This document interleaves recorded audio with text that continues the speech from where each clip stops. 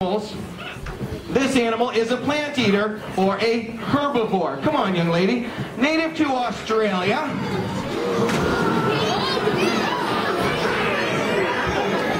This is Caya. Everybody say hello to Caya. And kids, you know what Caya is, right? What is she? A kangaroo. Very good. Do you know what kangaroo means? There are these people who've lived in Australia for an estimated 35,000 years. People known as the Aboriginal people, or sometimes we just call them the Aborigines of Australia.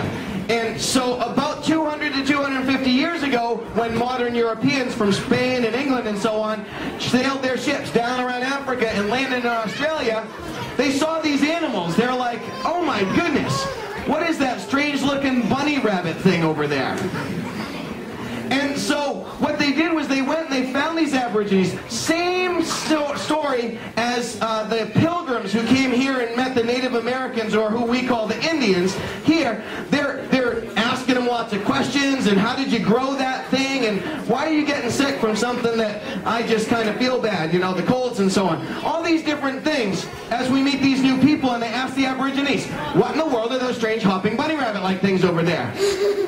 And of course the Aborigines didn't speak English or French or Spanish or anything like that. So the Aborigines, these particular Aborigines, looked at the explorers and go, oh, that, a kangaroo. A kangaroo. Which in their language, their dialect, means the animal that we eat. And they still do today.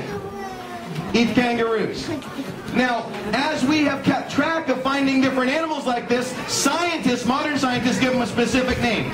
Animals like this, to scientists, are known as macropods. Can you say macropod? Macropod. Much more specific, the macro part refers to big, and the pod means toe or foot.